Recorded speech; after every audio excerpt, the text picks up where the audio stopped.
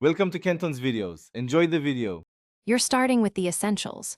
Plug the iPad into power and confirm it charges. This prevents mid-repair shutdowns. Once done, check your model so you use the right force restart sequence. For Face ID devices, press volume up, then volume down, then hold power. For home button models, hold home and power together. You're doing a soft reset to clear temporary software hangs. It's often sufficient because it restarts system processes without erasing data. If the force restart didn't work, connect to a computer and launch iTunes or Finder. This gives you recovery mode tools. Put the iPad into recovery mode using the specific button sequence for your model, then watch for the restore/update prompt on the computer.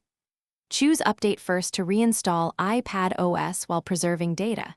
If update times out or fails, select Restore, which erases the device but repairs deeper software corruption. This step resolves firmware-level problems that a simple restart cannot.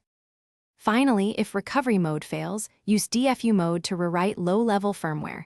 Timing matters, so follow the sequence precisely. Once DFU restore completes, set up your iPad from backup or as new. If symptoms persist, random shutdowns, no charge indicator, or physical damage, seek Apple support or an authorized repair.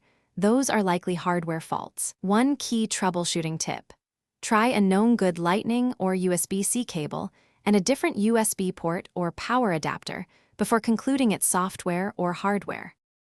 Thanks for watching. Consider subscribing if we helped you.